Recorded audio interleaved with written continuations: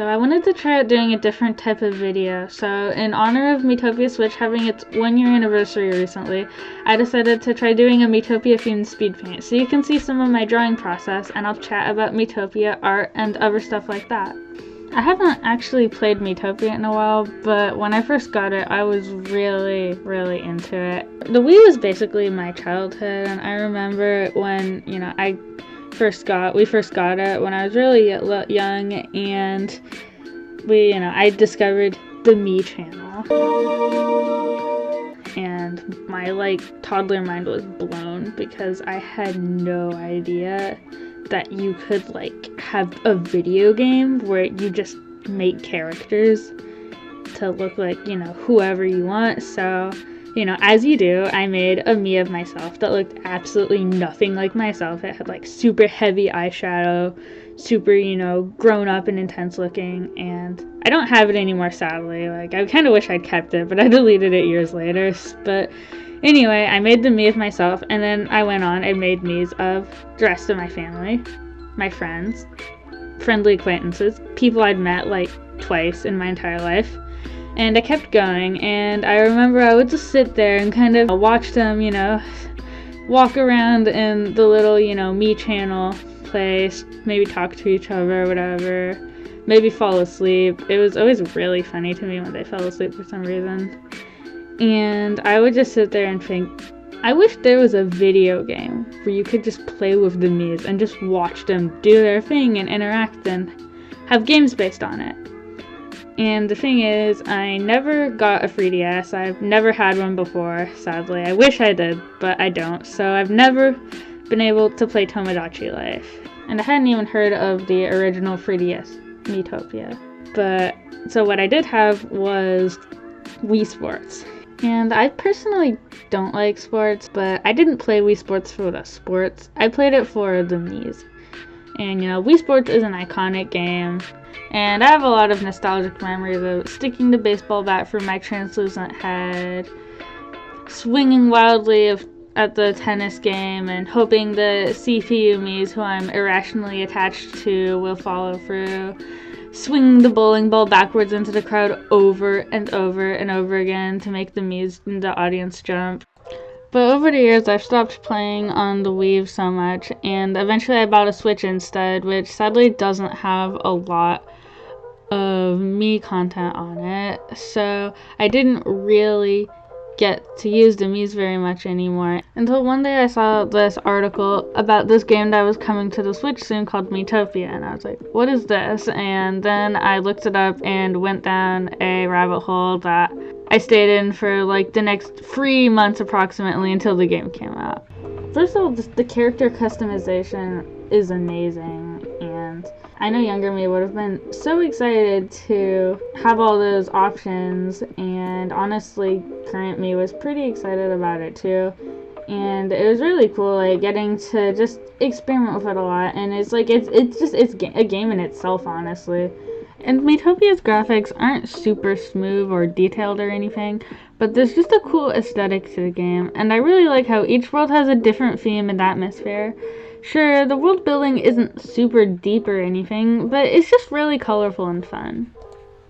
As for the storyline of the game, it's really weird, and if you've played it before, you'll probably know. It's just a very random, goofy, unhinged game. And honestly, I don't have a problem with that. And if you just accept that it's going to be weird and not make sense, then it's pretty fun and entertaining in my opinion.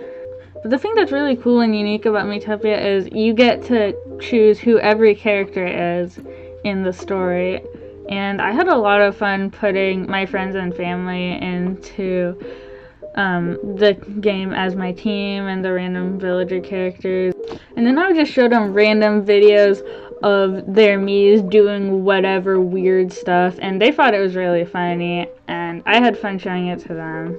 And that's why, I enjoyed making YouTube videos about it and posting those. So yeah, I think that was just the coolest things about the game for me. I did get kind of burned out on the game partway through though, because I feel like The first two or three worlds were like really fun. Greenhorn has the parody of the classic princess romance story. Next door has You Stop a Mischievous Genie. And the Realm of the Fae has the iconic Fab Fairy Dance. But when you got to Carcaton, there wasn't much of a storyline. It was pretty much just fighting to get your teammates back, without all the memorable dialogue and characters from the first three worlds. And it did get interesting again for a while after I rescued all my teammates, because I could form new friendships among them and see how their jobs and personalities worked together. But after the excitement from that went away, it just felt like there wasn't a lot of entertaining stuff going on, and I got kind of burnt out on the game, so I took a break from it.